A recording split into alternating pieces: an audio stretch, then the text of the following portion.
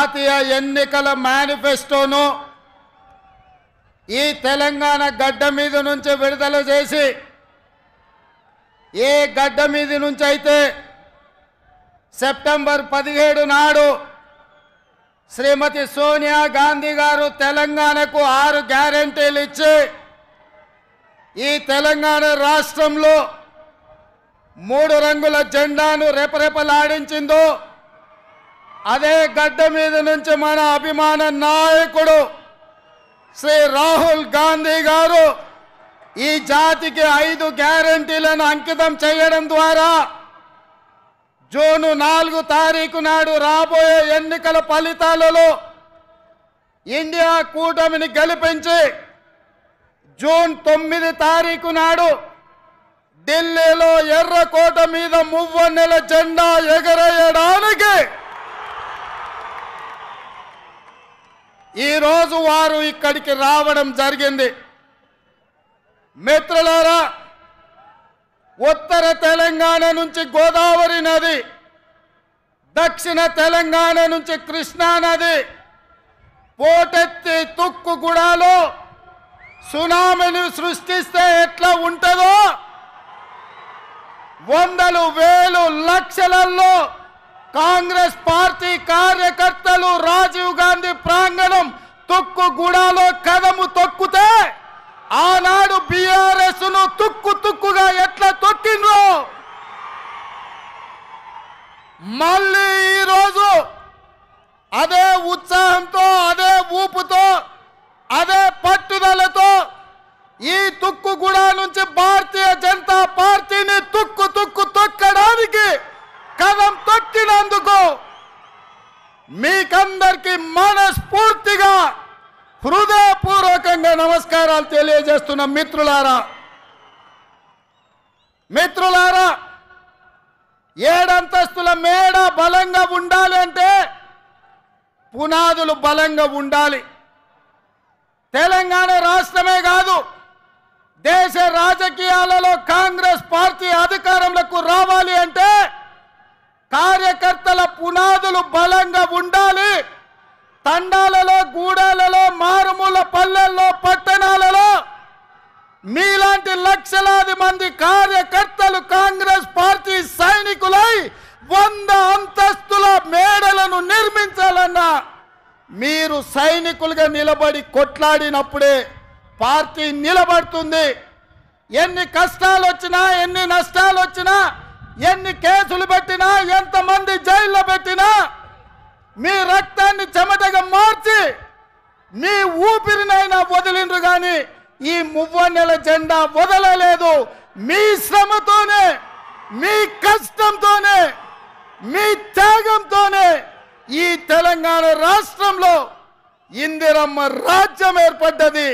ఇందిరమ్మ రాజ్యంలో సోనియమ్మ ఇచ్చిన సంక్షేమాలు 6 గ్యారెంటీలను ఇవాళ మనం అమలు చేస్తున్నాం. సోదరులారా, ఇవాళ మిత్రులారా, ఈ తెలంగాణ స్ఫూర్తితో, ఈ వైబ్రెంట్ తెలంగాణ నినాదంతో జాతీయ స్థాయిలో నరేంద్ర మోడీ గారు ఏదైతే గుజరాత్ మోడల్ అంటుండో గుజరాత్ మోడల్ మీద వైబ్రెంట్ తెలంగాణ ఆధిపత్యాన్ని చూపిస్తుంది, అభివృద్ధి పదం వైపు ఈ దేశాన్ని నడిపిస్తుందని ఈ సందర్భంగా సవినయంగా తెలియజేస్తున్న మిత్రులారా, ఇవాళ ఆలోచన చేయండి.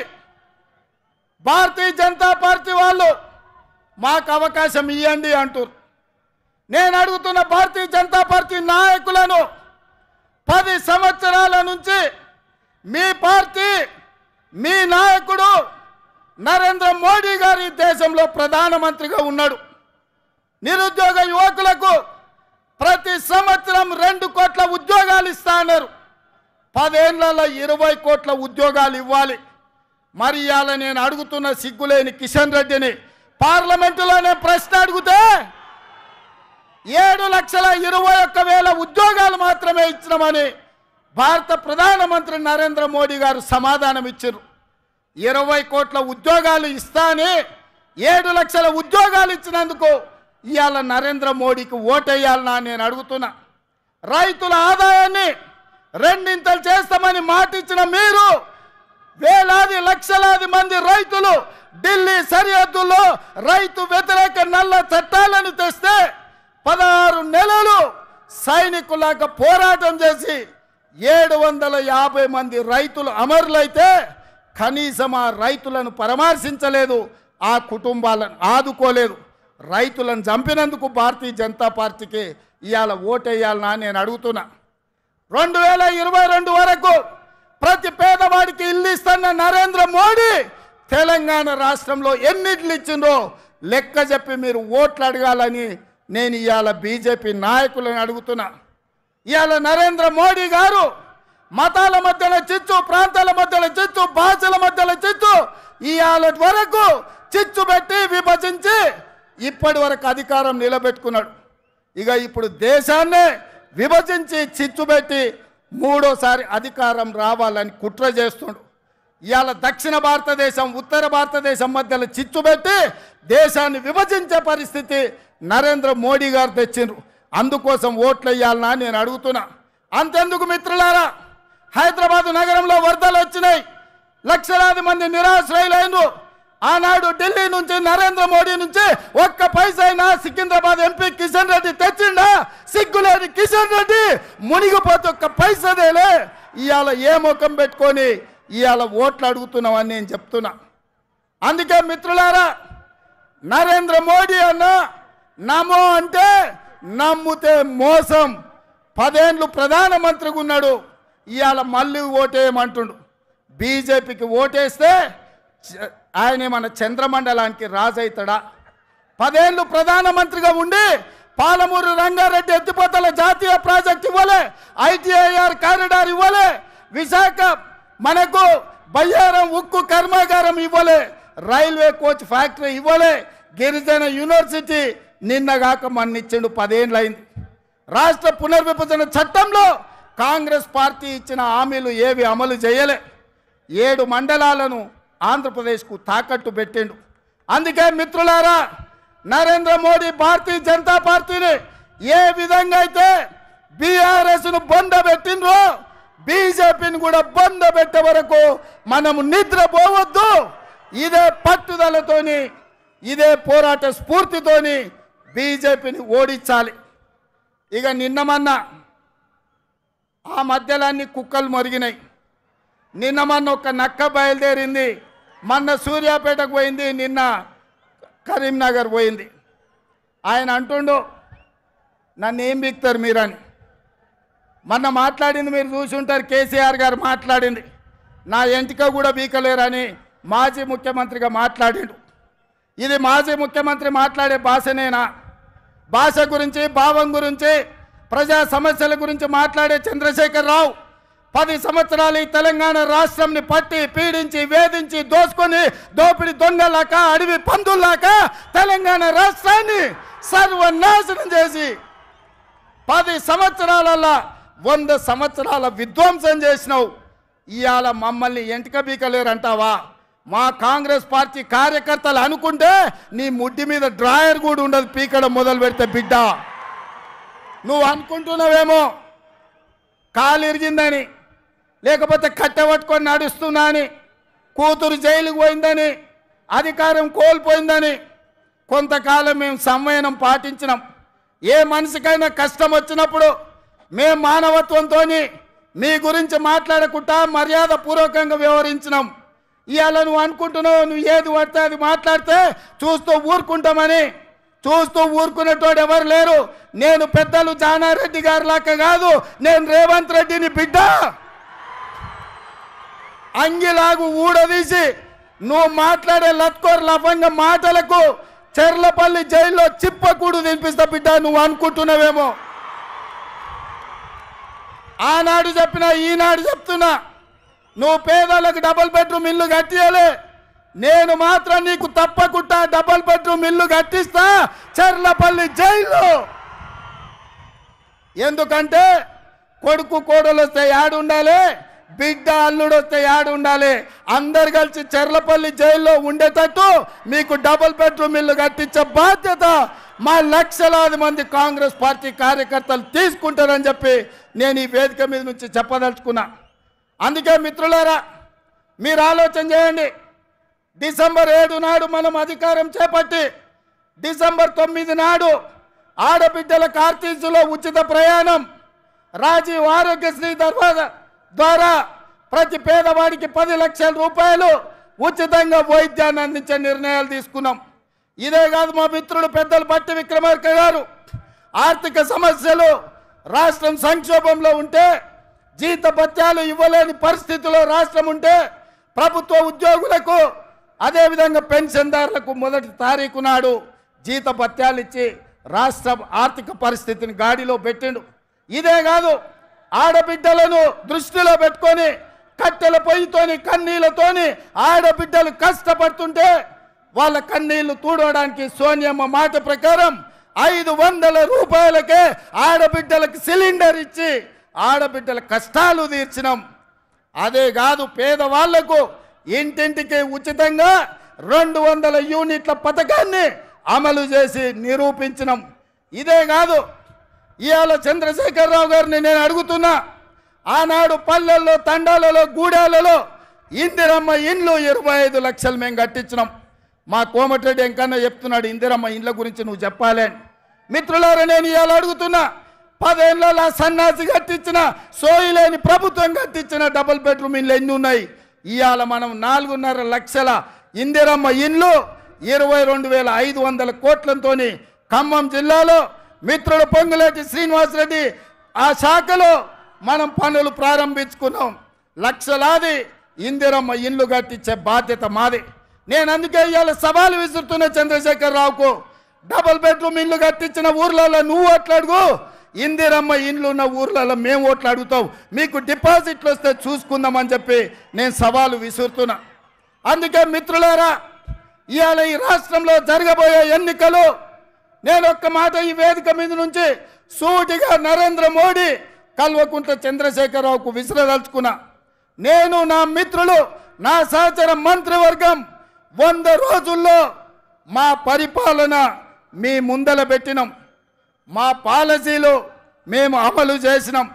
ఇవాళ నేను అడుగుతున్న మిత్రులారా, 100 రోజుల్లో మేము మంచి పాలన ఇస్తే, సంక్షేమ పథకాలు అమలు చేస్తే, 6 గ్యారంటీలు అమలు చేయడానికి చిత్తశుద్ధితో ప్రయత్నం చేస్తే తెలంగాణ రాష్ట్రంలో మమ్మల్ని 14 సీట్లలో గెలిపించండి. ఒకవేళ మా పాలన సరిగ్గా లేకపోతే మాకు ఓటు ఇవ్వాలనో లేదో మీరు ఆలోచన చేయండి.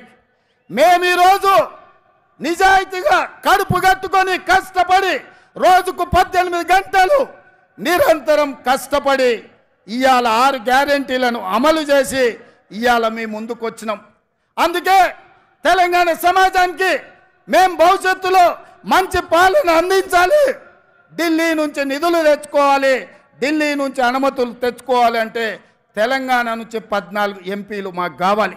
ఇవాళ రాహుల్ గాంధీ గారిని ఈ దేశానికి ప్రధానమంత్రిని చేయాలి అంటే తెలంగాణ రాష్ట్రం ఇచ్చిన సోనియమ్మ బిడ్డ కన్యాకుమారి నుంచి కశ్మీర్ వరకు 4000 కిలోమీటర్లు మండు టెండల్లో, మంచు కొండల్లో తెలంగాణలో కూడా 22 రోజులు పాదయాత్ర చేసిండు. ఈ దేశంలో ఏ నాయకుడైనా పేదల కోసం, దళితుల కోసం, గిరిజనుల కోసం, మహిళల కోసం, మైనార్టీల కోసం, యువకుల కోసం 4000 కిలోమీటర్లు ఎవరైనా పాదయాత్ర చేసిండ్రా? మన నాయకుడు రాహుల్ గాంధీ గారు మండు టెండల్లో, మంచు కొండల్లో కన్యాకుమారి నుంచి కశ్మీర్ వరకు పాదయాత్ర చేసి పేద ప్రజలకు అండగా నిలబడ్డాడు. ఇదే కాదు, మణిపూర్ నుంచి ముంబై వరకు 6700 కిలోమీటర్లు మొత్తం 25 రాష్ట్రాలలో ప్రజల కోసం ప్రాణ త్యాగం చేయడానికి సిద్ధమై పాదయాత్ర చేశాడు. మరి అలాంటి నాయకుడి దేశానికి ప్రధానమంత్రి కావాలన్నా? హెలికాప్టర్లో తిరుక్కుంటూ, విదేశీ పర్యటనలు చేసుకుంటూ, గంటకు డ్రెస్సులు మార్చుకుంటూ, చెప్పిన అబద్ధం చెప్పకుండా జనాలను వంచిస్తున్న నరేంద్ర మోడీ ఈ దేశానికి ప్రధానమంత్రి కావాలన్నా? ఈ దేశంలో ఉన్న యువకులారా మీరు ఆలోచన చెయ్యండి. ఎందుకంటే పదే మోడీ గారు అంటున్నారు, परिवार है कांग्रेस। भैया राहुल भैया, मैं एक बात साफ साफ मैं कहना चाहता हूं, आने वाले चुनाव नहीं है, ये लड़ाई है। ये लड़ाई दो परिवारों के बीच का लड़ाई है। एक परिवार नरेंद्र मोदी परिवार, दूसरे परिवार गांधी परिवार। नरेंद्र मोदी जी के परिवार में ईवीएम है, ईडी है, इनकम टैक्स है, सीबीआई है। ये चार और नरेंद्र मोदी जी का परिवार है। हमारी परिवार शहीद हुए इंदिरा जी, हमारी परिवार शहीद हुए राजीव गांधी जी, हमारी परिवार जो प्रधानमंत्री राष्ट्रपति पदवी त्याग किए वीर वनिता सोनिया जी, हमारी परिवार देश के लिए जान का कुर्बानी देने के लिए तैयार हो गए राहुल जी, हमारे परिवार, प्रियंका जी, हमारे परिवार, लाखों करोड़ों कांग्रेस पार्टी कार्यकर्ता इस देश में देशभक्ति जितने लोगों को है सब हमारी परिवार। ये परिवार में देखेंगे नरेंद्र मोदी परिवार जीतेगा या गांधी परिवार जीतने वाले देश के लिए शहीद हुए परिवार इस लड़ाई में जीतने वाले हम देखेंगे। हम टक्कर लेंगे बराबर। नरेंद्र मोदी जी का परिवार से टक्कर लेंगे। ईवीएम को हरा देंगे, ईडी को हरा देंगे, सीबीआई को हरा देंगे, वैसे ही इनकम टैक्स वाले को भी हम हरा देंगे। इस देश को बचाने के लिए, संविधान को बचाने के लिए हम लोग कोशिश करेंगे, नहीं है तो ये देश बचेगा नहीं। संविधान को बदलने के लिए नरेंद्र मोदी साजिश कर रहा है। ये रोकने के लिए आपके साथ पूरा तेलंगाना खड़े रहकर आपके मदद में हम रहेंगे। इस लड़ाई में हम शहीद हुआ भी कोई परवाह नहीं है, हम आपके साथ ये जंग लड़ेंगे। आप सब लोग तैयार है? तैयार है? तैयार है? तैयार है? जो तैयार है सब खड़े रहो। आने वाले चुनाव में राबोये एन्निकల్లో राहुल गांधी तो